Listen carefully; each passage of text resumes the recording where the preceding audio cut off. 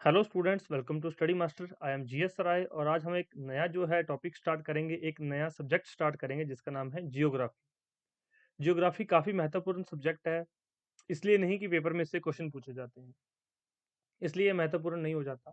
ये महत्वपूर्ण इसलिए है कि हमें हमारी धरती के बारे में, हमारी जो है ओरिजिन के बारे में जानने को यहाँ से हमें काफ़ी इन्फॉर्मेशन मिलती है। दूसरा, अगर हमें धरती के बारे में, इसकी अंदर की सतह के बारे में, इसके अंदर की चीज़ों के बारे में, इसके रिसोर्सेज के बारे में पता चल जाएगा, तो हम लोगों के लिए और बेहतर, उनके जीवन को और बेहतर बना सकते हैं।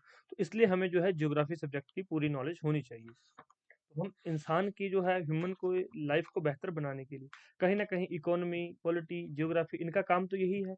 और हिस्ट्री हम क्यों पढ़ते हैं? ताकि हमें पता चल सके कि पुराने टाइम में हमारे से क्या गलतियां हुई हैं, इंसानों से क्या गलतियां हुई हैं, जिसको सुधारा जा सके, फ्यूचर में वैसी गलतियां फिर से ना की जाए। इसलिए ये सारे सब्जेक्ट पढ़ाए जाते हैं। जो बेसिकली ज्योग्राफी सब्जेक्ट है, इसके अंदर दो पार्ट है। एक को कहा जाता है वर्ल्ड ज्योग्राफी, दूसरे को कहा जाता है इंडियन ज्योग्राफी। है कुछ भी नहीं है, दोनों एक ही पार्ट। ज्योग्राफी जो चीजें पूरे देश के अंदर, पूरी दुनिया के अंदर है, उसको वर्ल्ड ज्योग्राफी में काउंट करते हैं हम लोग। और जो चीजें सिर्फ और सिर्फ भारत से संबंधित है, उसको इंडियन ज्योग्राफी के लिए काउंट करते हैं। तो आपको सारी चीजें साथ साथ में चलेंगी। इसके जो यहाँ पर आपके सामने चैप्टर्स लिखे हुए हैं, मैं एक बार बता देता हूँ कि कितने चैप्टर्स होंगे। उसके बाद और जो इन्फॉर्मेशन है मैं शेयर करता हूँ यहाँ पर आपके साथ। यहाँ पर आपके टोटल 20 चैप्टर्स बनेंगे, 20 चैप्टर हैं और 20 ही लेक्चर होंगे। एक चैप्टर जो है एक लेक्चर में खत्म किया जाएगा, अच्छे से चीजें करवाई जाएंगी। अब इसके अंदर ध्यान देने योग्य बात यह है यहाँ पर कि 20 लेक्चर्स होंगे और 20 ही चैप्टर्स हैं। अब इसके अंदर क्या इन्फॉर्मेशन इंपॉर्टेंट है, कितनी इंपॉर्टेंट नहीं है, सर थोड़ा हमें बताइए डिटेल में। तो बता देता हूँ। इसके अंदर देखिए, एक तो है जनरल इन्फॉर्मेशन, जो सबके लिए होनी चाहिए कि अगर आप धरती पर रहते हैं, आपको अपनी धरती के बारे में, अर्थ के बारे में, जीवन के बारे में, लाइफ के बारे में जनरल इन्फॉर्मेशन जो सभी स्टूडेंट्स के लिए इक्वल है। एक तो दी हुई जनरल इन्फॉर्मेशन। दूसरी यहाँ पर क्या इन्फॉर्मेशन दी गई है? दूसरी इन्फॉर्मेशन इन नोट्स में दी गई है प्रीलिम्स के अकॉर्डिंग, प्रीलिम्स पेपर के लिए, कि प्रीलिम्स में क्या पूछा जाता है। तीसरी इसके अंदर जो दी गई है मेंस के लिए, जो मेंस के अंदर जीएस का पेपर होता है, जीएस के लिए इन्फॉर्मेशन दी गई है जनरल स्टडीज मेंस में। तीसरी यहाँ पर दी गई है ऑप्शनल। काफी स्टूडेंट्स का जो ज्योग्राफी ऑप्शनल भी होता है। तो ऑप्शनल के लिए क्या करना पड़ता है? ऑप्शनल के लिए आपकी डीप अंडरस्टैंडिंग होनी चाहिए। आपको जो है कॉन्सेप्ट के पीछे का कारण और कॉन्सेप्ट के बाद की चीजें, सारी चीजें आपको जो है पता होनी चाहिए। जिनका ऑप्शनल है उनको चीजें बहुत बहुत ध्यान से करनी चाहिए। जिनका जनरल इन्फॉर्मेशन चाहिए, जनरल और प्रीलिम्स ये दोनों एक ही कैटेगरी में आ जाते हैं, और मेंस के लिए थोड़ी इन्फॉर्मेशन डीप चाहिए। तो मैं आपको यहाँ पर जो है बेसिकली कौन सी इन्फॉर्मेशन देने वाला हूँ। तो मैं पहले वाली तीन इन्फॉर्मेशन जो आपके साथ शेयर करूंगा, जिनका ऑप्शनल है उनको बता दिया जाएगा कि जिसका ऑप्शनल है वो बच्चा इस चीज को, इस कॉन्सेप्ट को ध्यान से जाके और डीप में स्टडी कर ले। आपके नोट्स काफी डिटेल्ड हैं। अगर सारी चीजें करने बैठेंगे तो आपकी ऑप्शनल की तैयारी हो जाएगी। अगर आपका ऑप्शनल है तो सारे सब्जेक्ट जो सारी चीजें आप खुद से कवर कर सकते हैं। अगर आपका ऑप्शनल सब्जेक्ट नहीं है तो जितना मैं आपको पढ़ाऊंगा उतना याद रखना है, उतनी चीजें आपने ध्यान रखनी है। तो हमारे चैप्टर की जो है शुरुआत करते हैं। सबसे पहला हमारा चैप्टर है अध्याय 1, चैप्टर 1, ओरिजिन ऑफ द अर्थ।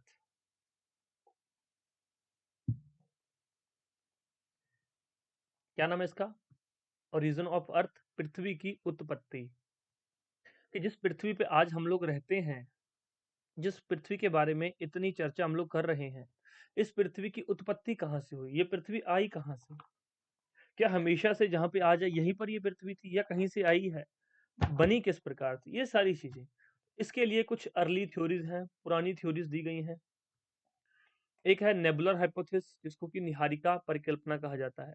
किसके द्वारा दी गई थी? ये जर्मन फिलोसफर थे, इमैनुअल कांत, उनके द्वारा दी गई थी, इमैनुअल कांत। और उसके बाद 1950 में इसको फिर से रिवाइज किया गया। किसके द्वारा?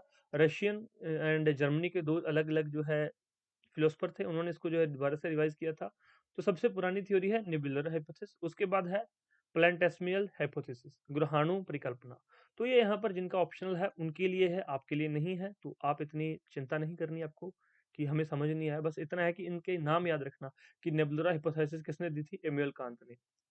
डायरेक्ट एग्जामिनर पूछ भी सकता है। उसके बाद जो मॉडर्न थ्योरीज, जिसके ऊपर आज सारी चीजें बेस्ड हैं, ये मॉडर्न थ्योरीज हैं। ये प्रूव हो चुकी हैं, इसको प्रूव किया जा सकता है।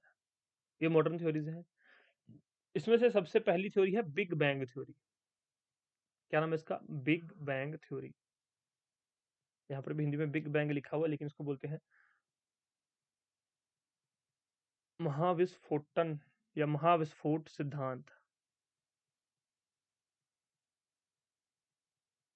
महाविस्फोट सिद्धांत, ये 1920 में एडविन हब्बल के द्वारा ये दी गई थी। Edwin Hubble provided evidence that the universe is expanded. इस थ्योरी के अंदर कहा गया, बिग बैंग थ्योरी में कहा, क्या कहा गया है? बिग बैंग थ्योरी में कहा गया है कि सबसे पहले एक यहाँ पर बहुत बड़ा इस तरह से स्ट्रक्चर था, उसके अंदर बहुत बड़ा ब्लास्ट हुआ। ब्लास्ट हुआ, ये स्ट्रक्चर टूट गया। स्ट्रक्चर टूटने के साथ क्या हो गया? स्ट्रक्चर टूटने के साथ बहुत सारे जो है टुकड़े निकले पत्थर के, उसमें कुछ गैस भी थी, मिट्टी के कण, छोटे कण, बड़े कण। तो ब्लास्ट होता चला गया। ये फिर जो है ब्लास्ट होने के बाद, पहले कुछ भी नहीं था, सिर्फ वैक्यूम था। वैक्यूम में एक बहुत बड़ा टुकड़ा था, उस टुकड़े में ब्लास्ट हुआ। गैसेस के कारण, ब्लास्ट होने के कारण ये चीजें फैलती चली गई। फिर इस तरह से आगे जो है बढ़ती चली गई चीजें। इस प्रकार से ब्लास्ट होने के बाद चीजें टूटकर आगे बढ़ती चली गई। इसके बाद आगे जो है अलग अलग जो है यहाँ पर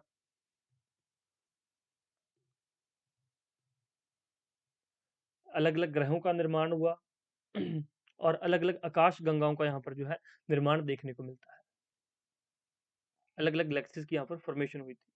ठीक है, तो हम जो है हमारी गैलेक्सीज के बारे में पढ़ेंगे। हमें और गैलेक्सीज के बारे में नहीं मतलब है, बहुत सारी गैलेक्सीज का निर्माण हुआ, हमें बाकी गैलेक्सीज से कोई मतलब नहीं है।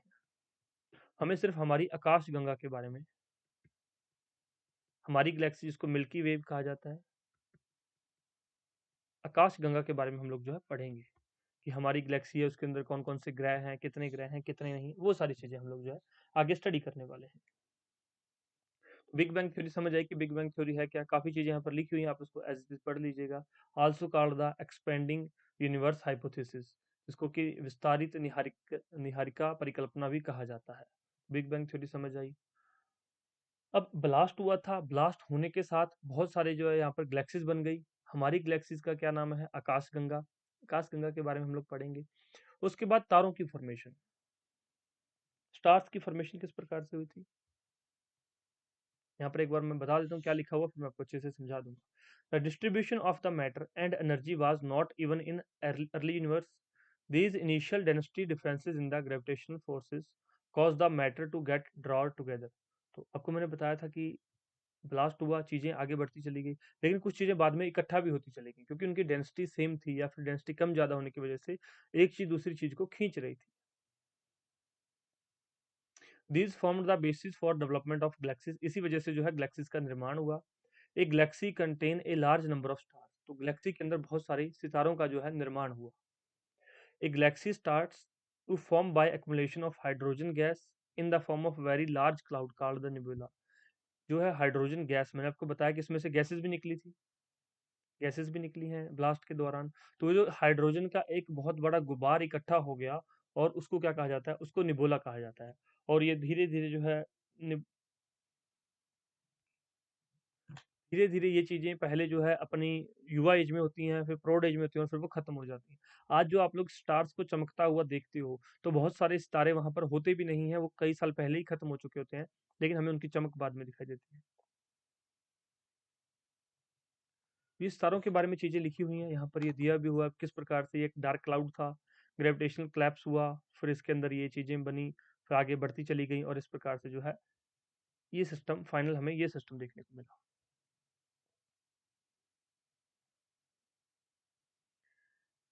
जिस प्रकार से सितारों का निर्माण हुआ, गैसेस से क्या हुआ? सितारों का निर्माण हुआ, गैसेस चमकने लग गई इकट्ठी होके।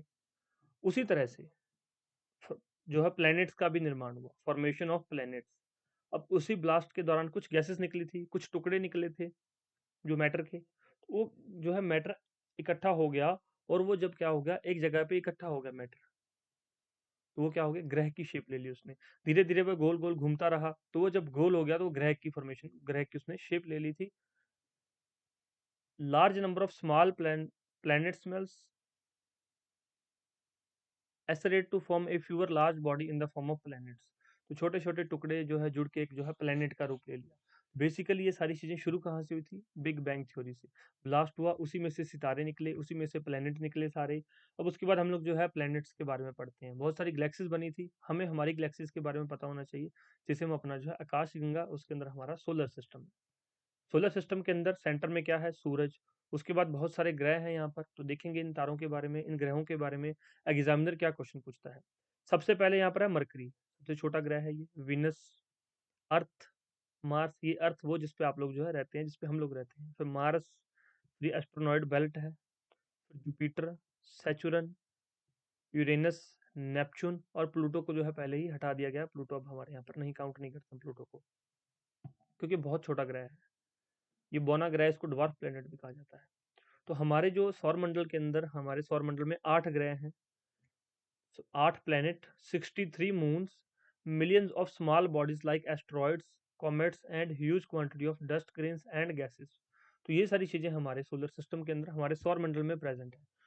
अब यहाँ पर इसमें कह दिया गया huge quantity of dust grains, और यहाँ पर बहुत सारे एस्ट्रॉइड्स, जो एस्ट्रॉइड्स हैं, छोटी बॉडीज हैं। तो हम इतनी चीज़ों के बारे में तो नहीं पढ़ेंगे, तो क्या करेंगे हम लोग, 8 जो बड़े प्लेनेट हैं उनके बारे में पढ़ेंगे, और जो उनसे संबंधित कुछ इंपॉर्टेंट मून है उनके बारे में पढ़ेंगे। तो सेंटर में क्या है, सूर्य हमारे सेंटर में है। उसके बाद इनको अगर याद रखना है कि ये किस फॉर्म में है, तो ये एक शॉर्टकट दिया हुआ है, my very efficient mother just served us nuts. M से मरकरी, वी से वीनस, ई से अर्थ, एम से मार्स, जे से जुपिटर, एस से सैचुरन, यू से यूरेनस, एन से नेपच्यून। ये हमारा इसको याद रखने का तरीका है। Sun is the central star of the solar system. There are 8 planets in our solar system, Mercury, Venus, Earth, Mars, Jupiter, Saturn, Uranus and Neptune. इनको जो है याद रखने के लिए तरीका है, my very efficient mother just served us nuts. इसका जो पहला पहला वर्ड है उससे जो है सभी प्लैनेट्स के नाम डिराइव किए जा सकते हैं। ये एक याद करने का तरीका है। उसके बाद शुक्र को जो है पृथ्वी की जुड़वां बहन कहा जाता है, क्योंकि इसका एनवायरनमेंट हमारे जैसा जैसा हमारा एनवायरनमेंट है, लेकिन वो गर्म बहुत है। जो शुक्र है गर्म बहुत है, उसका शेप और साइज जो है बिल्कुल धरती के आकार का है, इसलिए उसको जो है पृथ्वी की जुड़वां बहन कहा जाता है, वीनस को या फिर शुक्र को। इंग्लिश मीडियम में तो वीनस याद रखिए, इंग्लिश मीडियम में तो शुक्र याद रखिए। इसको पृथ्वी की जुड़वां बहन कहा जाता है। ये भी एग्जामिनर पूछ लेता है कि पृथ्वी की जुड़वां बहन किसको कहा जाता है। उसके बाद आगे कुछ इंपॉर्टेंट फैक्ट हैं जो कि प्रीलिम्स में पूछ लिए जाते हैं। Jupiter is the largest planet of solar system.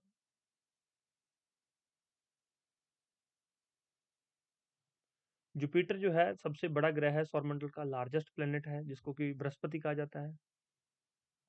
यहाँ पे हिंदी मीडियम के अंदर मैंने नाम नहीं बताए बच्चों को। बुध, शुक्र, पृथ्वी, मंगल, बृहस्पति, शनि, यूरेनस और नेपच्यून, ये हिंदी मीडियम के अंदर नाम है। उसको ध्यान दे दीजिए, थोड़ा सा कुछ प्रॉब्लम नहीं है। इन atmosphere contains hydrogen, helium, methane and ammonia. तो जो जुपिटर की जो एटमॉस्फेयर के ऊपर हाइड्रोजन, हीलियम, मीथेन और अमोनिया प्रेजेंट है वहां पर, और जो जुपिटर है सबसे बड़ा ग्रह है। The tilt of rotation axis of Venus and Uranus is so great that these planets actually rotate in direction that in opposite of the other planets. ये जो दो ग्रह हैं, एक विनस, दूसरा यूरेनस, शुक्र और यूरेनस जो है ये उल्टे घूमते हैं। इनका जो घूमने का क्या है, ये ईस्ट टू वेस्ट घूमते हैं, ईस्ट टू वेस्ट रोटेट करते हैं। और जो बाकी रिमेनिंग 6 हैं वो हमारा वेस्ट टू ईस्ट रोटेट करते हैं। जब ये वेस्ट टू ईस्ट रोटेट करते हैं तभी तो हमें लगता है कि जो हमारा सूर्य है वो कहाँ से आता है, ईस्ट की तरफ से आता है। जो सूर्योदय होता है, जो दिन होता है, वो कहाँ से होता है, ईस्ट की तरफ से होता है। तो बाकी सारे ग्रह वेस्ट टू ईस्ट घूमते हैं। हमारी पृथ्वी भी वेस्ट टू ईस्ट ही रोटेट करती है। एग्जामिनर आपको कहीं कंफ्यूज ना करे तो ध्यान रखना। उसके बाद है Pluto is a dwarf planet, ये एक बौना ग्रह था। प्लैनेट्स को आगे दो मापदंडों में डिवाइड डिवाइड किया गया है। इनर प्लैनेट्स, जितने भी ग्रह हैं उसको दो पार्ट्स में डिवाइड किया गया है, इनर प्लेनेट और आउटर प्लेनेट। जो अंदर हैं उनको इनर प्लेनेट कहा जाता है, जैसे मरकरी, वीनस, अर्थ, मार्स। और जो बाहर है उनको आउटर प्लेनेट कहा जाता है। यही इसके अंदर डिफरेंस है। ये सारी चीजें इसके अंदर लिखी हुई हैं, पैरामीटर्स दिए गए हैं, ये सारी चीजें आपको जो है देख लीजिए। उसके बाद है, नेक्स्ट आता है मून। हमने धरती के बारे में देख लिया, अब थोड़ा ही देखा, आगे और पढ़ेंगे हम धरती के बारे में सारी चीजें। फिर आएगा मून, कि किस प्रकार से हमारी जो है धरती की प्रोड्यूस हुई, धरती का ग्रह किस प्रकार से बना। जो मून है इसकी भी उत्पत्ति उसी प्रकार से हुई थी। The moon is the only natural satellite of the earth. Moon एकमात्र जो है सैटेलाइट है किसका, एक प्राकृतिक उपग्रह है किसका, धरती का, चंद्रमा। हिंदी में कहते हैं इसको चंद्रमा। The diameter is only 1/4 that of the earth about, and it is about 3,84,400 kilometre away from us. तो ये 3,84,400 किलोमीटर है। अगर एग्जामिनर ने बहुत सिंपल सा क्वेश्चन देना हो तो ये स्टेटमेंट एज इट इज दे देता है कि इसकी दूरी कितनी है धरती से। The moon is tightly locked with to the earth. जो मून है ये हमारे धरती के साथ जीवाश्म रूप से लॉक कर किया गया है कि ये जो हर बार हर 28 दिन के बाद इसकी स्थिति सेम हो जाती है।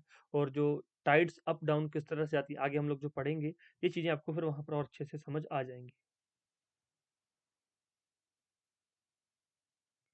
और यहाँ पर एक और मत है उसके बारे में बता देता हूँ। Generally it is believed that the formation of A moon is a satellite of the earth is an outcome of a Gantt impact, what is described as a big splat। तो जो चंद्रमा की उत्पत्ति पृथ्वी से हुई है ऐसा माना जाता है। आप भी उस टाइम पे नहीं थे, मैं भी नहीं था। ये कुछ थ्योरीज हैं जो कि कुछ थिंकर्स के द्वारा दी गई हैं, फिलोसफर्स के द्वारा दी गई हैं, या साइंटिस्ट के द्वारा दी गई हैं कि धरती से कोई बहुत बड़ी चीज आके टकराई जो कि धरती की शेप की थी। या तो वो टूट के धरती के जो है चारों तरफ घूमने लगी जो बड़ी चीज टकराई थी, या फिर धरती का कुछ टुकड़ा टूट के धरती से अलग हो गया और वो धरती के चारों ओर उसने रिवॉल्व करना शुरू कर दिया। तो इस थ्योरी को कहा जाता है Gantt impact. The Gantt splat भी इसको कहा जाता है, बिग स्प्लैट इस थ्योरी का नाम है। ये थ्योरी याद रखना कि किससे संबंधित है। बिग बैंग थ्योरी समझ आ गई आपको, द बिग स्प्लैट थ्योरी भी आपको समझ आ जानी चाहिए।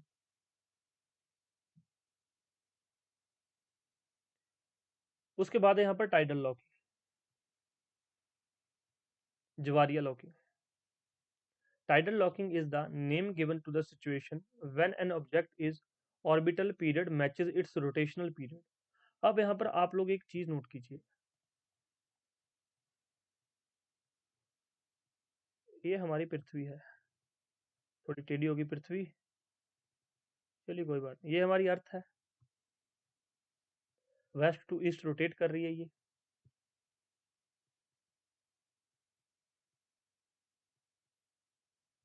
यहाँ पर चंद्रमा है।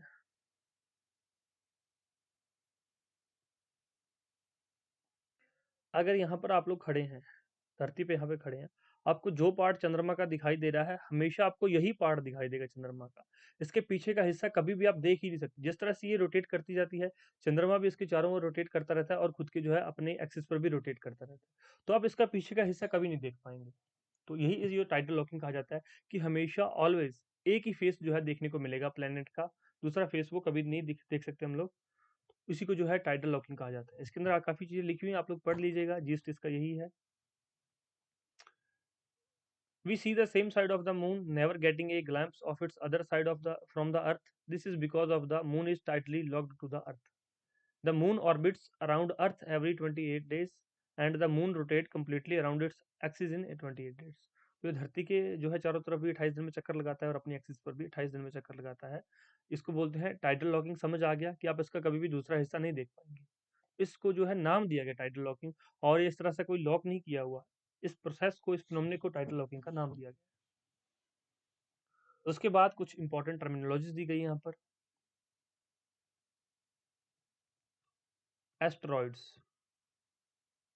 कुछ स्मॉल रॉकी बॉडीज हैं जो कि सन के चारों तरफ घूमती रहती हैं, उसको क्या कहा जाता है, उसको एस्टेरॉइड्स कहा जाता है, जो छोटी बॉडीज हैं। उसके बाद है कॉमेट्स। एस्टेरॉइड्स तो अब बड़े तो प्लेनेट हो गए, जो बड़े नहीं है वो क्या कहलाएंगे, एस्टेरॉइड कहलाएंगे। क्षुद्र ग्रह, छोटे ग्रह, क्षुद्र ग्रह हो गए कॉमेट्स। ये धूमकेतु हैं। अब ये क्या होते हैं, ये बर्फ और डस्ट से बने, सॉरी, ये आइस और डस्ट से बने होते हैं। Comets are made of ice and dust. और ये पत्थर नहीं होते। एस्ट्रॉइड के अंदर तो पत्थर भी हो सकता है, लेकिन ये पत्थर नहीं होते, ये आइस और डस्ट के बने हुए गोले होते हैं। और ये भी क्या करते हैं, सन के चारों ओर घूमते रहते हैं, ये भी उसको कॉमेट्स कहा जाता है। उसके बाद है meteoroids. Sometimes one asteroid can smash into another. This can cause small pieces of the asteroid is break off. Those pieces is called the steroid meteoroids। तो जो चाहे एस्टेरॉइड टूट जाए या कॉमेट टूट जाए, दोनों में से टूटने से जो भी बनता है उसको क्या कहा जाता है, उल्का पिंड। क्षुद्र ग्रह समझ आ गया, छोटे टुकड़े। धूमकेतु बर्फ और धूल के बने हुए टुकड़े, या उसके धूल और बर्फ का गुब्बार या गोला। मेटेरॉइड्स उल्का पिंड कहा जाता है इनको। क्षुद्र ग्रह टूट जाए या धूमकेतु ग्रह टूट जाए, धूमकेतु टूट जाए, वहां से क्या बनेगा, मेटेरॉइड्स बनेंगे। उसके बाद मिटियोर्स। मिटियोर्स क्या होता है, इनको शूटिंग स्टार कहा जाता है। जब ये मिटेरॉइड्स टूट जाते हैं, मिटेरॉइड्स टूटने के बाद धरती की तरफ आते हैं। ये हमारी धरती है, इसकी चारों तरफ एक इन्वायरमेंट है। आगे आपको पढ़ाएंगे कि इन्वायरमेंट क्या होता है, इन्वायरमेंट के अंदर कौन कौन सी चीजें हैं। इन्वायरमेंट से जब अंदर कोई चीज आएगी तो वो फ्रिक्शन हो जाएगा, फ्रिक्शन प्रोड्यूस करेगी। इन्वायरमेंट से अंदर कोई भी चीज आएगी तो फ्रिक्शन प्रोड्यूस होगा। फ्रिक्शन प्रोड्यूस होने से बहुत ज़्यादा हीट प्रोड्यूस होती है, फ्रिक्शन के कारण हीट प्रोड्यूस होती है। हीट प्रोड्यूस होते ही उसके जो जो भी उल्का पिंड है, जो भी मीटेओर्स है, यहाँ पे मीटेरॉइड आ रहा है धरती की तरफ, वो क्या है, उसको आग लग जाएगी। जब आग लग जाएगी तो क्या हो जाएगा, किस तरह से दिखाई देगा हमें, जैसे शूटिंग स्टार की कोई स्टार है उसमें आग लगी हो और वो इस तरह से आगे जा रहे हैं यहाँ पर, मतलब इस तरह से उसकी पूछ बनेगी, पूछ वाला तारा इसको भी कहा जाता है, पुच्छल तारा, या फिर शूटिंग स्टार भी इसको कह सकते हैं, टूटते हुए तारे। तो मेटेरॉइड समझ आ गया कि मेटेरॉइड्स के टुकड़े होते हैं जो धरती की तरफ आ जाते हैं और वहां पर धरती की सतह तक नहीं पहुंच पाते, आकाश में ही वो खत्म हो जाते हैं। और जब कल्पना चावला का जो स्पेस जेट था वो जब आ रहा था, वो जब हमारे इन्वायरमेंट में एंटर किया, कल्पना चावला के बारे में आपने सुना होगा, पता होगा कल्पना चावला के बारे में। जब उनका स्पेसशिप एंटर किया यहाँ पर, तो उसके फ्रिक्शन के कारण उसमें क्या आग लग गई और उस वजह से वो पूरा क्रू जो है उनकी जान चली गई थी। इतना ज्यादा फ्रिक्शन प्रोड्यूस होता है। उसके बाद मीटेरॉइड्स, मीटेरॉइड के वो टुकड़े जो पूरी तरह से जले ना, जो जल गए वो तो मीटेरॉइड्स कहलाए, जिनको आग लगी, जो नहीं जलेंगे वो मीटेरॉइड्स कहलाएंगे, उल्कापिंड कहलाएंगे, जो धरती पे कुछ साक्ष्य बच जाते हैं, जो धरती पे आके कुछ टुकड़े गिरते हैं उसको जो है उल्कापिंड कहा जाता है।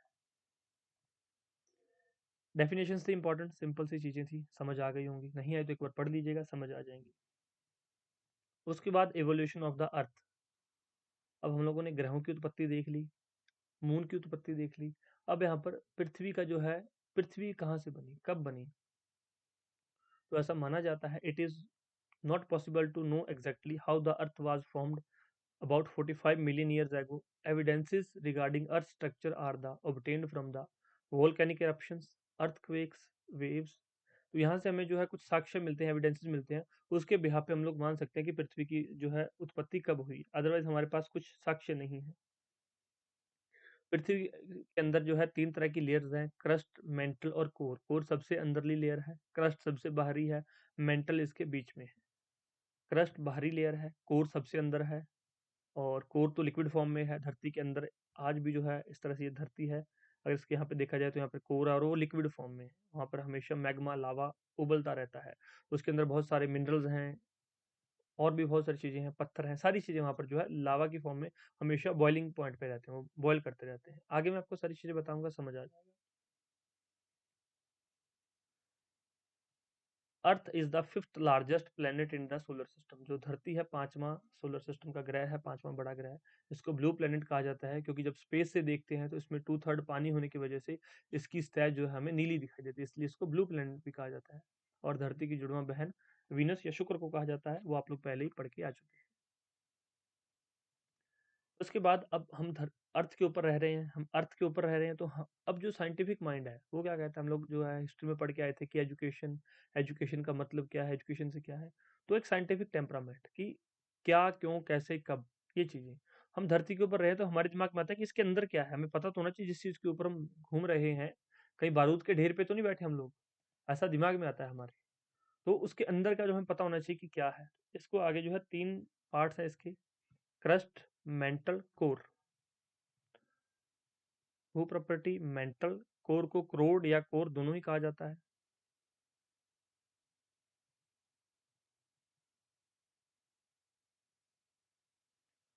स्ट्रक्चर ऑफ द अर्थ, आगे जो है क्रस्ट, मेंटल और कोर को डिवाइड किया गया है। सबसे पहले crust, outer most solid part crust का बना होता है। एग्जामिनर पूछ लेता है कि सबसे बाह्य पार्ट किस चीज का बना होता है, भू प्रॉपर्टी किसकी बनी होती है, तो ये ठोस भाग की बनी होती है, जिसके अंदर कॉन्टिनेंटल क्रस्ट और ओशियनिक क्रस्ट है। बस ये दो ही पार्ट है, इतना याद रखना, कुछ ज्यादा इसमें। इसके अंदर आगे जो है rock type, granite, silicon, aluminium, sial, ये सारी चीजें आगे हम कवर करेंगे। बस इतना ध्यान रखो, क्रस्ट, मेंटल और कोर होते हैं। ये एक, ये इंपॉर्टेंट चीज है, ये देख लो थोड़ा सा।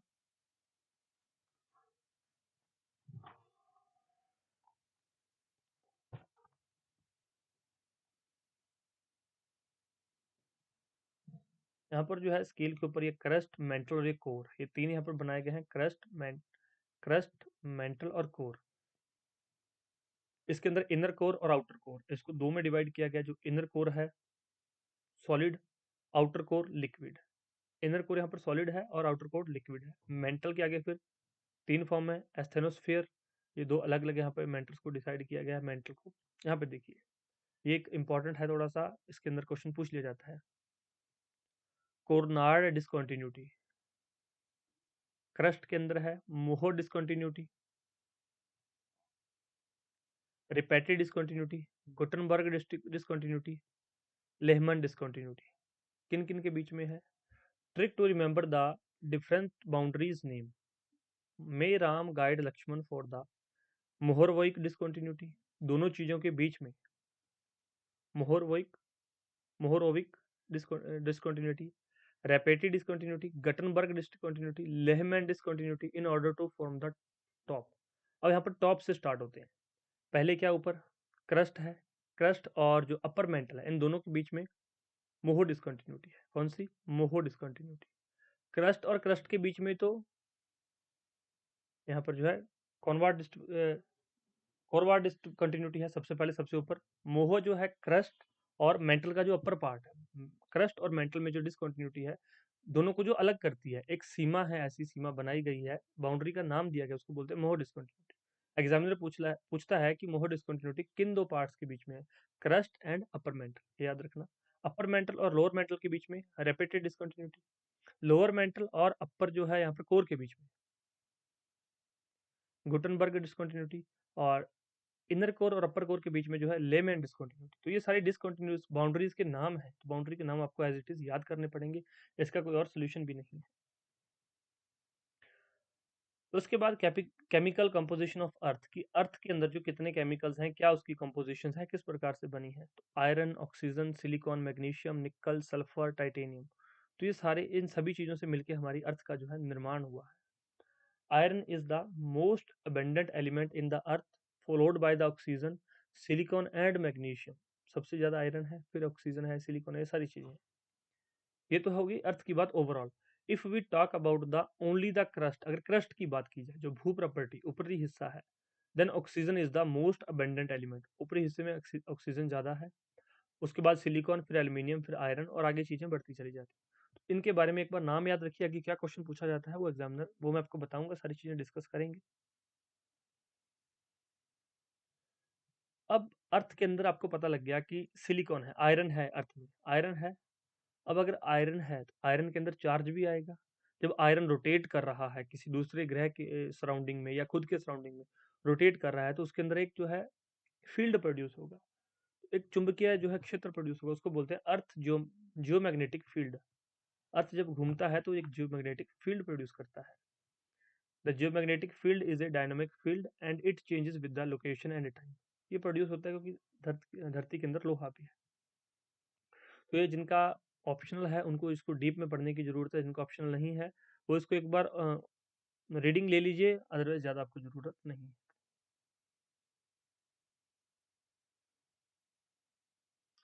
यहाँ पर जो इम्पोर्टेंट है question, significance of geomagnetic field, इसके बेनिफिट्स क्या है, इसके सिग्निफिकेंस क्या है। भूचुंबकीय क्षेत्र का महत्व, इसके महत्व का क्षेत्र क्या है, आप एक बार पढ़ जरूर लीजिएगा इसको।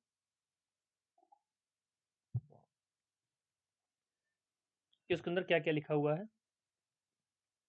तो इससे क्या होता है, the helps in the navigation by use of compass. जो मैग्नेटिक फील्ड से कंपास, जो आपको पता है नॉर्थ साउथ कंपास जो मैग्नेटिक फील्ड की वजह से ही दिखाता है। Magneto perception, some animals can use the magnetic field to navigate while migrating over long distances, तो पक्षी इसका यूज करते हैं। Study of palaeomagnetic provides us with the information about the past record of the geomagnetism and the age of rock on the surface of earth। इनकी study से हमें हमारी जो है काफी इतिहास के बारे में, धरती के इतिहास के बारे में चीजें पता चलती हैं। आगे एक इंपॉर्टेंट पॉइंट है, geomagnetic field is cause of the formation of magnetosphere around the earth. Geomagnetic field एक कारण है मैग्नेटोस्फीयर होने का। धरती के चारों तरफ मैग्नेट इसलिए होता है जियोमैग्नेटिक फील्ड के कारण। और ये याद रखिए, palaeomagnetic studies have also helped in developing the theories of sea floor spreading and plate tectonic theories. आगे हम लोग पढ़ेंगे कि सी फ्लोर स्प्रेडिंग थ्योरी क्या है, प्लेट टेक्टोनिक थ्योरी क्या है। इनको जानने में, इनकी डेवलपमेंट करने में जो है पैलियोमैग्नेटिक स्टडीज का काफ़ी हाथ है, जो इस मैग्नेटोस्फीयर का काफ़ी हाथ है, और मैग्नेटिक फील्ड का काफ़ी जो है हेल्प होती है इनसे। उसके बाद है मैग्नेटिक फील्ड, मैग्नेटोस्फीयर, जिसके बारे में अभी हम बात कर रहे थे, मैग्नेटोस्फीयर। चुंबकीय मंडल। A magnetosphere is a region of space surrounding the earth in which charged particles are affected by the geomagnetic field। तो धरती के सराउंडिंग में मैग्नेटिक एक ऐसा रीजन क्रिएट हो जाता है जिसके अंदर जो चार्ज पार्टिकल्स हैं वो अफेक्ट होते हैं धरती के जियोमैग्नेटिक फील्ड से। उसको चुंबकीय मंडल या फिर मैग्नेटोस्फीयर कहा जाता है कि धरती के चारों ओर ऐसा एक मंडल प्रोड्यूस हो चुका है, ऐसा एक एरिया रीजन बन चुका है।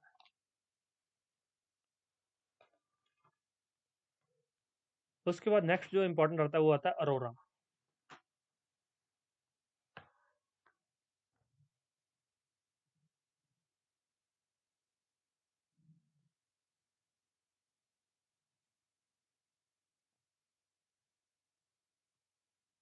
Arora, electrons and ions sometimes descend from the magnetosphere into the upper atmosphere and excite the molecules of nitrogen and oxygen in the atmosphere. These excited molecules produce light seems as aurora। अब यहाँ पर जो है magnetosphere आपने देख लिया कि एक मैग्नेटिक फील्ड है, वहां पर जो है कई बार नाइट्रोजन और ऑक्सीजन के फ्री एलिमेंट्स, फ्री मॉलिक्यूल्स वहां पर जो है इनके साथ इनके ये जो टच में आ जाते हैं, और वो क्या होता है उनमें चार्ज आ जाता है। जब वो चार्ज आ जाता है तो वो चमकने लग जाते हैं, तो उसको बोलते हैं अरोराज। क्या कहा जाता है? अरोरा। इसको जो है आगे दो पार्ट में डिवाइड किया गया है। एक तो बोलते हैं अयोरा बोरेलिस, एक बोलते हैं अयोरा ऑस्ट्रेलिस। जो सदर्न हेमिस्फीयर में होता है उसको बोलते हैं अयोरा ऑस्ट्रेलिस, और जो नॉर्दर्न हेमिस्फीयर में होता है उसको बोलते हैं अयोरा बोरेलिस। तो ये बहुत इंपॉर्टेंट है और बहुत कंफ्यूजिंग भी है स्टूडेंट्स के लिए। उनको ये पहली ही बात में पता नहीं चलता कि नॉर्दर्न हेमिस्फीयर के अंदर जो अयोरास चमकते हैं उसको क्या बोला जाता है? अयोरा बोरेलिस,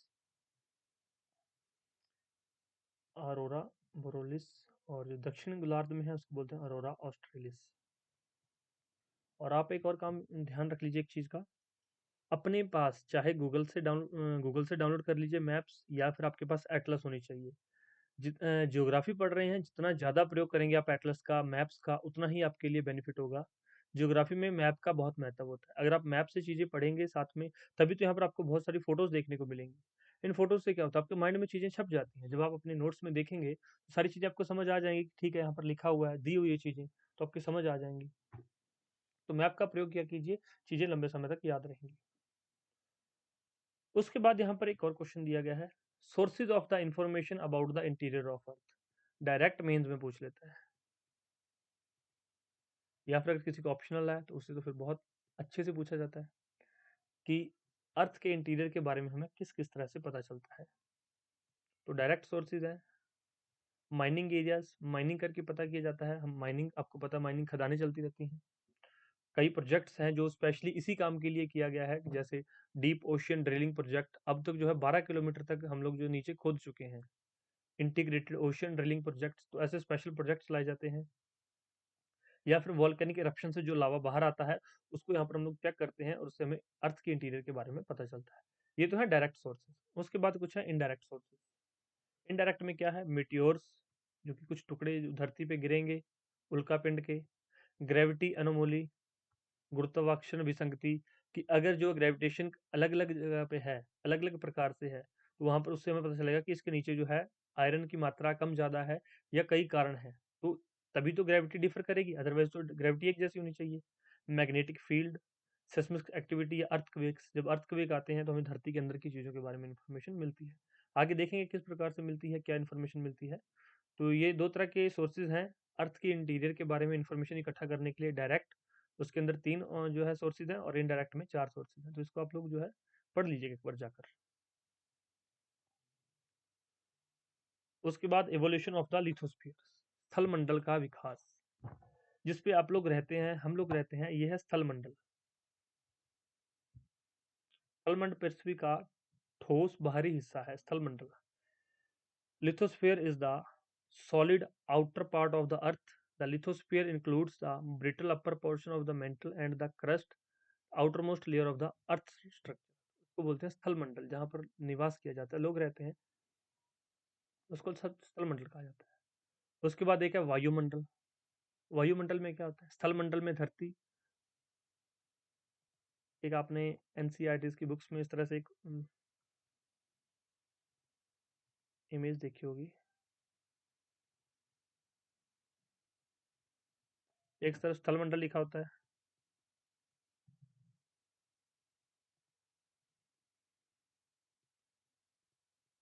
स्थल मंडल लिखा होता है, यहाँ पर जल मंडल लिखा होता है, यहाँ भूमंडल लिखा होता है, सॉरी यहाँ पर वायुमंडल लिखा होता है,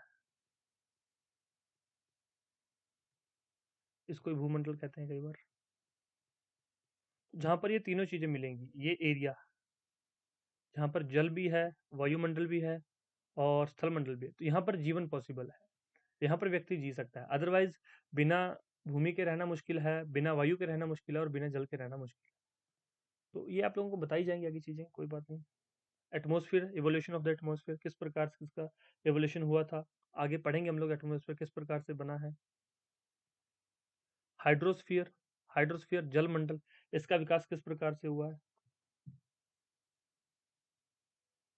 सबसे पहले देखिए evolution of the atmosphere. First stage के अंदर क्या हुआ था, लॉस ऑफ प्रियोमॉर्डियल एटमॉस्फेयर, जो कि प्रारंभिक वातावरण का ह्रास हुआ। पहले जो पहले वातावरण था बहुत गर्म था, बहुत ज़्यादा गर्म था, गर्म वातावरण में रहना पॉसिबल नहीं था, तो हवाएं चलने लगी, जोर जोर से हवाएं चलने लगी, तो धीरे धीरे ये टेम्परेचर कम होता चला गया। उसके बाद यहाँ पर एक प्रोसेस हुआ जिसको कि डी गैसिंग बोलते हैं। The process through which the gases were आउटपोर्ड from the interior is called the D guessing. धरती के बीच से जो है, धरती का इंटीरियर बहुत गर्म था, धरती के बीच से चीजें उबल उबल के बाहर निकलने लगी और बाहर हवाएं चल रही थी, बाहर ठंडा होता चला गया, अंदर की गर्मी बाहर आती गई और बाहर से सारी चीजें ठंडी होती चली गई। और फाइनल स्टेज के अंदर जो है फोटोसिंथेसिस के द्वारा टेम्परेचर बिल्कुल जो है हमारे रहने लायक हो गया, लिविंग वर्ल्ड के रहने लायक हो गया। तो ये मैंने आपको 2 मिनट में बता दिया, ये चीजें 2 मिनट में नहीं हुई, इसके लिए कई हजारों साल लग गए, कई हजारों हजारों साल। अब धरती है, आप एक काम कीजिए, एक लोहे का बड़ा सा टुकड़ा उसको गर्म कर लीजिए, गर्म करके उसको बाल्टी में डाल दीजिए, पानी की बाल्टी में, तो वो बाल्टी जो है गर्म हो जाएगी, पूरी की पूरी बाल्टी गर्म हो जाएगी, लेकिन वो टुकड़ा ठंडा नहीं होगा, उसको फिर भी टच करेंगे वो अंदर से फिर भी वो गर्म रहेगा। उस हिसाब से धरती तो बहुत बड़ी है, आपको पता है। लेकिन अगर देखा जाए हमारी धरती तो बहुत छोटी सी है कंपैरिजन में। अब बड़ा छोटा कैसे होता है, अब एक व्यक्ति की हाइट 5 फीट 7 इंच है और एक की हाइट यहाँ पर 5 फीट है, तो ये व्यक्ति इससे बड़ा है, और एक व्यक्ति यहाँ पर 6 फीट 2 इंच का है, अब ये इससे बड़ा है। तो हमेशा बड़ा छोटा ये कंपैरिजन से होता है, और बड़ा छोटा कुछ नहीं होता, कंपेयर करके हमेशा चीज होती है। उसके बाद हाइड्रोस्फीयर जल मंडल, जल मंडल का जो विकास हुआ किस प्रकार से हुआ, जो अब धरती से जो ज्वालामुखी फट रहे थे, वोल्केनिक इरप्शन हुई, अब जो अंदर की चीजें वो बाहर आएंगी, धीरे धीरे बाहर निकलना स्टार्ट हुआ, मैग्मा बना, लावा बना। Continuous volcanic eruptions contributed water vapours and gases to the atmosphere. जैसे ही वोल्केनिक इरप्शंस हुई तो बाहर क्या हुआ, वाटर वेपर्स जो है बाहर निकले और गैसेस बाहर निकली। जैसे ही वाटर वेपर कंडेंस हुए, कंडेंस हुआ क्या हुआ, वो ठंडे हुए, संघन हुए, वो ठंडे होकर बारिश के रूप में जो है धरती के ऊपर जमने लग गए। तो फिर एक साइकिल चलने लग गया और हाइड्रोस्फीयर प्रोड्यूस जल मंडल का जो है निर्माण हो गया, और बहुत सारे क्या फिर यहाँ पर हमारे ओशंस का निर्माण हो गया, फिर बारिश होने लग गई धरती पे। अब जैसे ही बारिश होने लग गई तो फिर तीनों चीजें हो गई, ओरिजिन ऑफ द लाइफ। जब तीनों चीजें मिल गई, भूमंडल मिल गया, वायुमंडल मिल गया, जल मंडल मिल गया, तो क्या हुआ, लाइफ की उत्पत्ति, origin of the life start हो गया, लाइफ स्टार्ट हो चुकी थी यहाँ पे।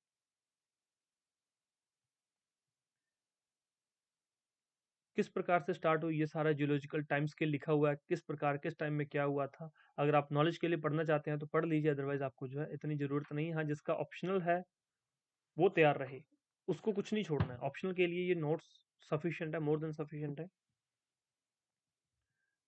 उसके बाद अर्थ, धरती के बारे में कुछ फैक्चुअल इन्फॉर्मेशन। डिस्टेंस कितना है सूरज से, 149 मिलियन किलोमीटर एवरेज है ये। एक होता है अपसौर, आगे मैं बताऊंगा आपको, पेरिहेलियन, अपसौर कहा जाता है, उपसौर। सूर्य के सबसे करीब जो है क्लोजेस्ट टू द सन, जब यहाँ पर इस प्रकार से ये हमारा सूरज है, धरती इसका एलिप्टिकल जो है शेप में सूर्य के चारों ओर घूम रही है, तो जब यहाँ पर आती है धरती उसको बोलते हैं पेरिहिलियन। इस स्थिति को क्या कहा जाता है, पेरिहिलियन। ये सबसे क्लोजेस्ट है सन के, closest to the sun 147.5 million kilometre. और जब यहाँ पर होती है इस जगह पर, तो ये धरती सूर्य से सबसे दूर होती है। ये सूरज है, सन, ये हमारी अर्थ है, ये भी अर्थ है। जब इस तरह से रोटेट करती है इसको बोलते हैं एपहीलियन, अपसौर। एक होता है उपसौर, एक होता है अपसौर। अपसौर दूर है, उपसौर नजदीक होता है।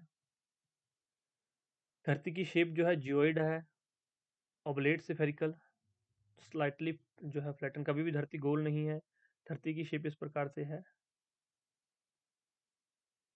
ये तो कुछ ज्यादा ही मैंने बना दिया, मतलब पूरी गोल नहीं है, ये ध्यान रखना है इस बात थोड़ी जियोलॉइड शेप की धरती है। समझ गए आप लोग की गोल नहीं है, जियोलॉइड शेप है धरती की।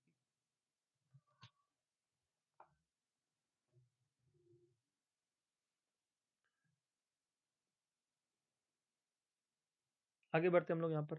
लैटिट्यूड्स और आगे है एक लॉन्गिट्यूड।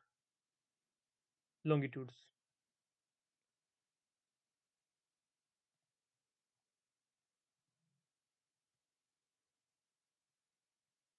ये हमारी धरती है, ये इसका सेंटर है। थोड़ा टिल्टेड होता है, इस तरह से टिल्टेड बनाया होता है।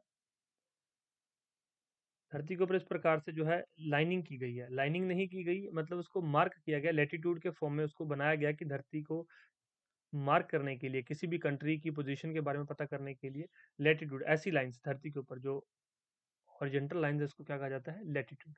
और जो वर्टिकल्स लाइन होती है उसको कहा जाता है लॉन्गिट्यूड। ये लैटिट्यूड, अक्षांश बोलते हैं इसको।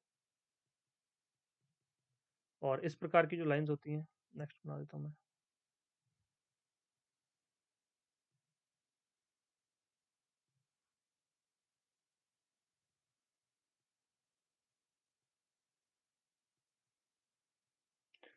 ये हो गया लॉन्गिट्यूड। देशांतर, देशों में अंतर। लॉन्गिट्यूड लाइंस और लैटिट्यूड लाइंस ये बेसिकली जियोग्राफिकल रिप्रेजेंटेशन के लिए इसका यूज किया जाता है। यहाँ पर कुछ इंपॉर्टेंट लाइंस हैं, देख लीजिए। जो there are 181 latitudes in the total. Total lines की संख्या पूछ लेता है, 181 है। दो जो है लाइंस के बीच में कितना डिफरेंस है, 111 किलोमीटर। दो लैटिट्यूड लाइंस के बीच में 111 किलोमीटर का डिफरेंस है, दो लैटिट्यूड्स के बीच में। और कुछ इंपॉर्टेंट लैटिट्यूड देख लीजिए। Tropic of Cancer 23 one and half degree north, ये नॉर्दर्न हेमिस्फीयर में है। और ये जो Tropic of Capricorn 23.5 degree south in the southern hemisphere. Arctic Circle 66.5 degree in northern of the equator. और ये जो साउथ में अंटार्कटिक सर्कल। तो इनको याद रख लेना कि जो इंपॉर्टेंट लाइंस हैं, पैरेलल्स जो लेटीट्यूड्स हैं, ये चार इंपॉर्टेंट लेटीट्यूड, नॉर्थ में दो हैं, दो ही साउथ में है। Tropic of Cancer and Arctic Circle ये नॉर्थ में है, और ट्रॉपिक ऑफ कैप्रिकॉन और अंटार्कटिक सर्कल ये कहाँ पर है, ये साउथ में। इन चीज़ों को ध्यान रखिए। और अगर जो इक्वेटर है वो जो धरती को दो पार्ट्स में डिवाइड करता है। यहाँ पर एक सेंटर के बीच में लाइन एक है, उसको बोलते हैं इक्वेटर, जो कि 0 डिग्री सेल्सियस पे होती है। इक्वेटर 0 डिग्री सेल्सियस पे, इस पे 0 डिग्री सेल्सियस पे। यहाँ पर 23.5 ट्रॉपिक ऑफ कैंसर, यहाँ पर 63.5 आर्कटिक सर्कल।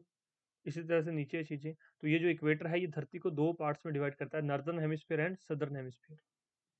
सारी चीजें लिखी हुई हैं, आप इसको देख लीजिएगा। अब यहाँ पर एक छोटी सी चीज दी गई है जो आपको पढ़नी है। कंट्रीज पासिंग थ्रू, ये जो इक्वेटर है किस किस कंट्री से पास करता है, एग्जामिनर डायरेक्ट पूछ लेता है। साउथ अमेरिका में से ये 3 कंट्रीज हैं, अफ्रीका में से ये कंट्रीज हैं, एशिया में ये कंट्री है। तो आप लोग क्या कीजिए, मैप उठाइए। आपके पास वर्ल्ड मैप है, नहीं है तो गूगल से डाउनलोड कर लीजिए। गूगल से डाउनलोड करके ये जो है आप इसका जो है यूज़ कर सकते हैं। इक्वेटर लाइन को देख लीजिएगा, प्राइम मेरिडियन कहाँ से निकल रहा है, क्रॉस हो रहा है, Tropic of Cancer, Tropic of Capricorn. अब यहाँ पर एक चीज़ ध्यान देने योग्य बात है कि जो ट्रॉपिक ऑफ कैंसर है ये भारत में से गुजरता है। ट्रॉपिक ऑफ कैंसर भारत से भी क्रॉस होता है। तो भारत के किन किन राज्यों से निकलता है वो देख लीजिए। Tropic of Cancer passes through 8 states. कौन कौन सी हैं वो states, 8। Gujarat, Rajasthan, Madhya Pradesh, Chhattisgarh, Jharkhand, West Bengal, Tripura and Mizoram. ये 8 स्टेट हैं जिससे ट्रॉपिक ऑफ कैंसर पास होता है हमारे भारत में से। तो इन 8 राज्यों को अच्छे से आपको याद रखना। तो उसके बाद लॉन्गिट्यूड, पहले ही बता चुका हूँ मैं आपको कि इस तरह से जो लाइंस होती है उनको लॉन्गिट्यूड कहा जाता है। ये लाइंस को देशांतर, ये वर्टिकल लाइंस होती हैं।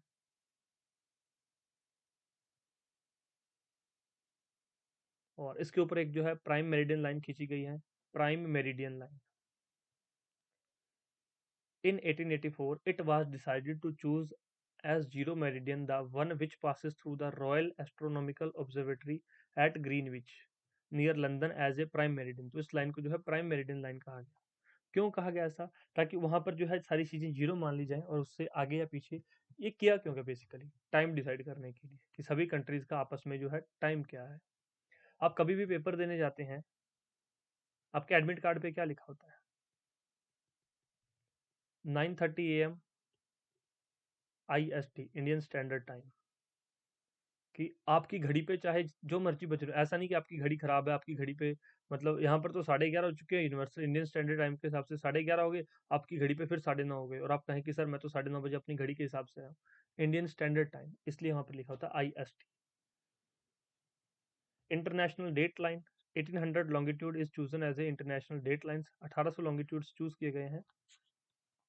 इन्फॉर्मेशन आप लोग थोड़ी सी पढ़ लीजिएगा, इसमें कुछ ज़्यादा समझाने वाला नहीं है, समझाने जैसा नहीं है।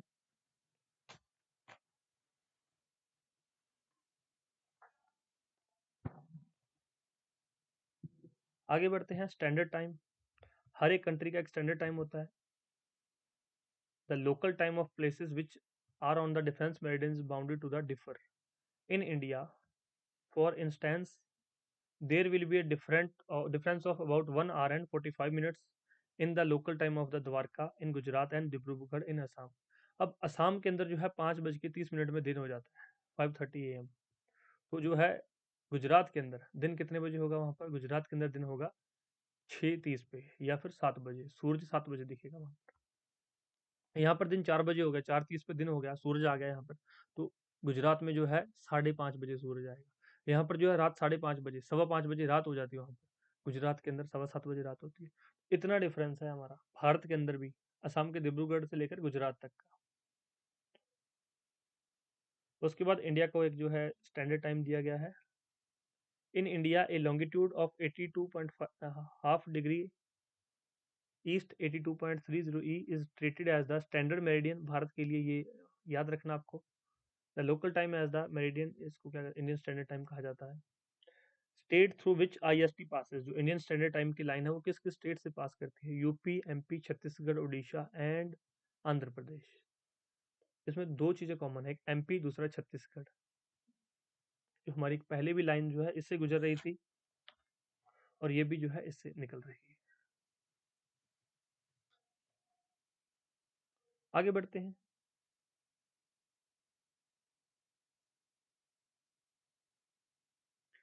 पृथ्वी के ऊपर कई जोन्स होते हैं, heat zones of the earth. Torrid zone, temperate zone, frigid zone. अब टॉरिड जोन कौन से हैं? The midday sun is exactly overhead at the least once a year on all latitudes between the Tropic of Cancer and Tropic of Capricorn.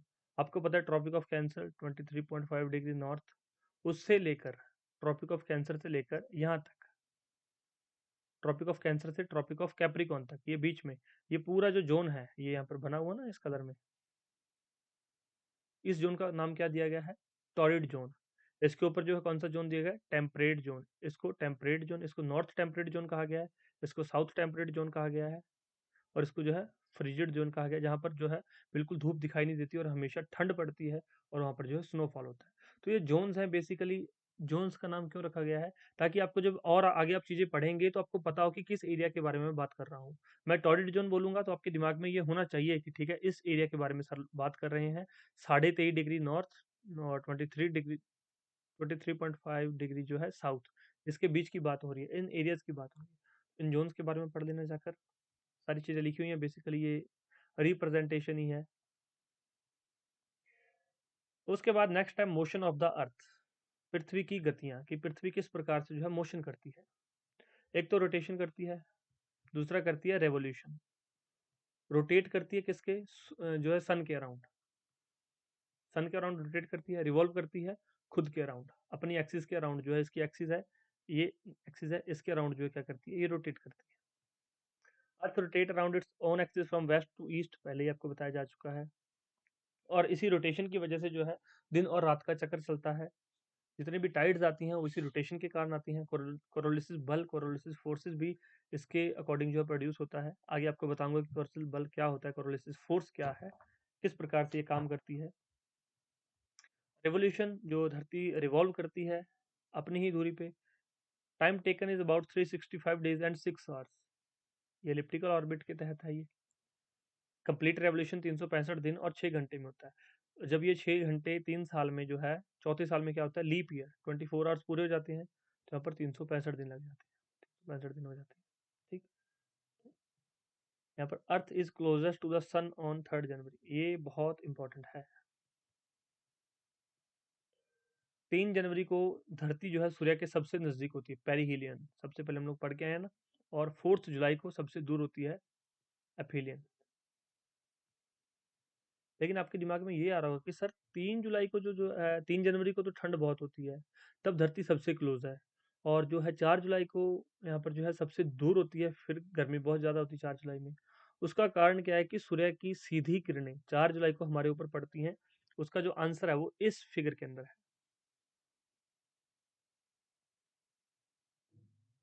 यहाँ पर देखिए 21 मार्च equinox, spring equinox. ये equinox 23 सितंबर। यहाँ पर ये देखिए समर सॉलिस्टाइस 21 जून। और 22 दिसंबर। एग्जामिनर पूछ लेता है कि सबसे लंबा दिन कब होता है, तो 21 जून, समर सॉलिस्टाइस, सबसे लंबा दिन और सबसे छोटी रात। दूसरी तरफ विंटर सॉलिस्टाइस, सबसे छोटा दिन 22 दिसंबर और सबसे लंबी रात। और जो धरती अपने अक्ष के ऊपर, अपने ही एक्सिस के 23.50 डिग्री जो है रोटेट, जो है इंक्लाइंड है, झुकी हुई है 23.5 डिग्री, जो झुकी हुई है अपने एक्सिस पे। What would happen if the earth did not rotate, अगर धरती जो है घूमेगी नहीं, रोटेट नहीं करेगी, तो क्या होगा। एक जगह हमेशा दिन रहेगा और दूसरी जगह हमेशा रात रहेगी। जो सूर्य के सामने वाली चीजें हैं वहां पे दिन रहेगा, जो सूर्य के बैक साइड, जो धरती पे बैक साइड आ जाएंगी उस पे रात रहेगी। और बिना जो है दिन और रात के आप लोग जो है जी नहीं पाएंगे, कोई भी जी नहीं पाएगा। जीवन का उत्पत्ति ही इसलिए है दिन और रात के कारण। दिन हो रहा है, रात हो रही है। आपको पता है कि प्लांट्स जो है दिन में ऑक्सीजन छोड़ते हैं, रात को ये ऑक्सीजन कंज्यूम करते हैं। इसी प्रकार से आप लोग रात को रेस्ट करते हो। हर चीज जो है पूरी तरह से चीजें, दिन रात सारी चीजें तहस नहस हो जाएंगी, पूरा लाइफ सिस्टम खत्म हो जाएगा अगर धरती रोटेट करना बंद कर दे तो। जो ये चेंज होते हैं, summer, winter, spring, Ottoman season, ये सीजन चेंज होते हैं, ये नहीं आएंगे तो पौधों पे नए जो है पत्ते कैसे आएंगे, नए लीव्स कैसे आएंगे। तो ये सारी चीजें धरती के रोटेशन पे जो है जुड़ी हुई हैं। उसके बाद आके कुछ यहाँ पर इंपॉर्टेंट वर्डिंग दी हुई है, कुछ वर्ड्स दिए गए यहाँ पर, इंपॉर्टेंट टर्म्स। तो इन टर्म्स को आप एक बार थोड़ा सा पढ़ लीजिएगा, कुछ इसमें ऐसा समझाने जैसा नहीं है कि कुछ में समझाया जाए। सिंपल जो लिखा हुआ है बस वही उसका मतलब है। आप इसको एक बार देख लीजिएगा।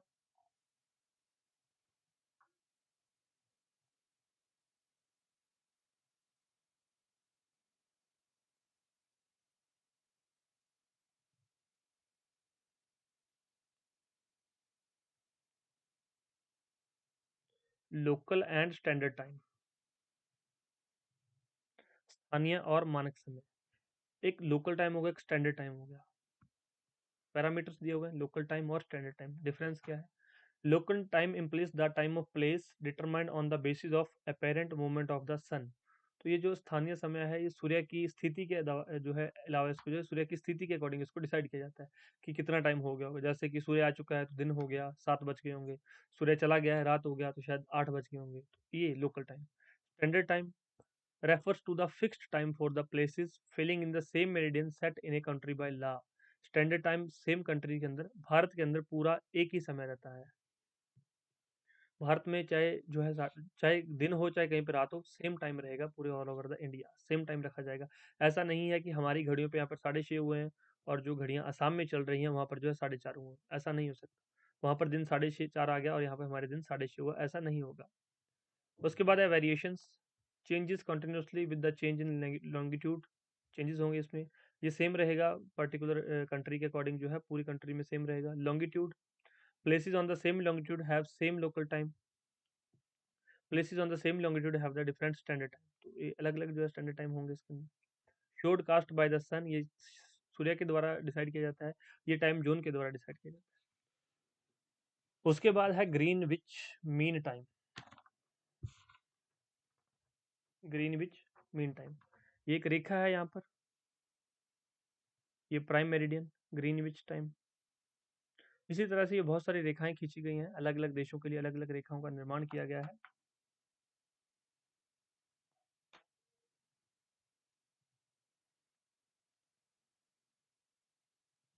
How we determine our time with respect of GMT, Greenwich meridian time.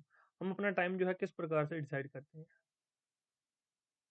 आप लोगों ने देखा होगा कभी भी आप वर्ल्ड क्लॉक खोल के देखिए अपने फ़ोन के ऊपर, वर्ल्ड क्लॉक ओपन करेंगे तो उसके ऊपर आपको दिखाएगा +5:30 जीएमटी। मतलब हम ग्रीनविच मेरिडियन टाइम से 5 घंटे 30 मिनट आगे हैं। जो भी टाइम ग्रीनविच मेरिडियन टाइम में होगा उससे आगे जो है 5 घंटे 30 मिनट उसमें ऐड कर ली जाए तो इंडिया का टाइम पता चल जाएगा। इसका कारण क्या है? Rotation of earth of 360 in 1 day और 24 आवर्स, देयरफॉर 15 इन 1 आवर और 1 इन 4 मिनट्स। तो यहाँ पर 360 को अगर 24 से डिवाइड करेंगे तो 15 आएगा, और 60 मिनट होते हैं तो 60/15 4 आएगा। टोटल यहाँ पर जो है 4 मिनट में धरती ने कितना रोटेट किया उसके ऊपर बेसिकली डिपेंड करता है ये। Earth rotate from west to east, so every 15 we go eastward, local time is advanced by 1 hour. अगर 15 जाएंगे तो 1 घंटा बढ़ जाएगा। इफ वी गो वेस्टवर्ड तो टाइम जो है 1 घंटा कम हो जाएगा, रिटायर हो जाएगा, 1 घंटा कम हो जाएगा। अगर हम ईस्टवर्ड चले जाएंगे तो टाइम बढ़ता जाएगा, वेस्टवर्ड चले जाएंगे टाइम घटता जाएगा। तो हम लोग जो है भारत आगे है उससे। यहाँ पर आपको मैप पता होगा, ईस्ट वेस्ट नॉर्थ साउथ इस तरह से होता है। तो भारत का है, भारत इस साइड है। हम 5 घंटे 30 मिनट आगे हैं जो मेरिडियन से। तो यही चीज़ें यहाँ पर लिखी हुई हैं। India is 5 hour 30 minute ahead of the GMT. From Greenwich to 180 degree E gains 12 hour. 180 पे जो है 12 घंटों का गेन हो जाएगा। 180 डब्ल्यू पे 12 घंटे लॉस हो जाएंगे। अगर कोई व्यक्ति, ये मेरिडियन लाइन है, यहाँ से इस तरफ जाएगा, उसका एक दिन लॉस हो जाएगा। उसने यहाँ पर 25 मार्च है मान लीजिए, इस तरफ, इस तरफ क्या हो जाएगा, यहाँ पर 24 मार्च को पहुंचेगा। तो वहां पर पहुंचेगा, उसके मोबाइल के अंदर ऑटोमेटिक क्या हो जाएगा, 24 मार्च हो जाएगा। और अगर यहाँ पर कोई 23 मार्च को यहाँ पर है और ग्रीनविच मेरिडियन टाइम को क्रॉस करेगा तो यहाँ पर कितना हो जाएगा, 24 मार्च हो जाएगा, 25 मार्च हो जाएगा, 23 था 24 हो जाएगा। इधर जाएगा तो एक दिन गेन करेगा, ईस्ट में जाएगा तो एक दिन गेन करेगा, वेस्ट में जाएगा तो एक दिन लूज करेगा।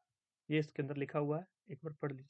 यही सारी चीज़ें लिखी हुई हैं कि वेस्ट टू ईस्ट, जब वेस्ट से ईस्ट की तरफ गए एक दिन गेन हुआ, जब अपोजिट हुआ तो एक दिन जो है ईस्ट टू वेस्ट गए तो एक दिन जो है लॉस हो गया। ये चीज़ें यहाँ पर दी गई। उसके बाद है इक्लिप्स, उसको बोलते हैं ग्रहण। आप लोग कहते हो कि ग्रहण, आम बोलचाल की भाषा में समझ आता है आपको इक्लिप्स ग्रहण। इक्लिप्स क्या होते हैं, ग्रहण कहलाते हैं। दो प्रकार के ग्रहण लगते हैं भारत के अंदर या फिर हमारी इस दुनिया में। एक होता है मून इक्लिप्स, एक होता है सोलर इक्लिप्स। इसको बोलते हैं सूर्य ग्रहण, सोलर इक्लिप्स, सूर्य ग्रहण। इसके अंदर क्या होता है, अब सूर्य के सामने चंद्रमा आ जाए and as observed from the Earth, इस solar eclipse occur when the moon passes in the front of the sun. ये अर्थ है, अर्थ किसके अगेंस्ट रोटेट कर रही है, सन के अगेंस्ट रोटेट कर रही है, इसके चारों ओर रोटेट कर रही है। सन और अर्थ के बीच में क्या आ गया, मून आ गया, तो उसको बोलते हैं सोलर इक्लिप्स, सूर्य ग्रहण। अब सूर्य यहाँ धरती से दिखाई नहीं दे रहा क्योंकि उसमें चंद्रमा की छाया पड़ रही है। इसके अंदर 3 प्रकार हैं, पार्शियल इक्लिप्स, एनुअल इक्लिप्स और टोटल इक्लिप्स। इसके अंदर ये कुछ एक ये रिंग सी दिखाई देती है, इसके अंदर यहाँ पर ये इस तरह से जो है ढक लेता है उसको। और आपने जो है अपनी लाइफ में देखे भी होंगे, ये ऐसा नहीं कि आपने देखे नहीं होंगे, बस आपको जो है पता नहीं इसको यूज कैसे करना है। ठीक है, तो ये पॉइंट आपने देखे होंगे। उसके बाद है नेक्स्ट ल्यूनार इक्लिप्स, चंद्र ग्रहण। चंद्र ग्रहण के अंदर क्या होता है, यहाँ पे सन है, यहाँ पे अर्थ है और यहाँ पे जो है मून है। सन और मून के बीच में धरती आ जाएगी, तो यहाँ पर अब चंद्रमा पे जो है कोई रिफ्लेक्शन ही नहीं पड़ेगी। चंद्रमा पे रिफ्लेक्शन नहीं पड़ेगी तो चंद्रमा हमें दिखाई नहीं देगा। When the moon passes through the earth shadow, अब अर्थ की क्या है, ये शेडो के अंदर आ गया, इसको बोलते हैं चंद्र ग्रहण। सिंपल सी चीजें जो बताया है वो एज आपके नोट्स में लिखा हुआ है, आप एक बार जाके पढ़ लीजिएगा। अगर आप जीएस की तैयारी कर रहे हैं तो इनफ है, इतना जितना पढ़ाया है इतना इनफ है, बस इसको एक बार जाकर रिवाइज कर लीजिए। अगर आपका ऑप्शनल है तो सारी चीज़ें point to point line to line आपके लिए बहुत इंपॉर्टेंट है। तो आप अपने अकॉर्डिंग कीजिए कि जीएस की तैयारी कर रहे हैं या फिर आप अपने ऑप्शनल की तैयारी कर रहे हैं। कोई डाउट हो तो पूछ लीजिएगा और रिवीजन जरूर कर लेना, और मल्टीपल चॉइस क्वेश्चंस की प्रैक्टिस करना मत भूलना। अगर क्वेश्चन बैंक से प्रैक्टिस नहीं करोगे तो कहीं ना कहीं चीज़ें आपको जो है प्रॉब्लम में पड़ जाओगे।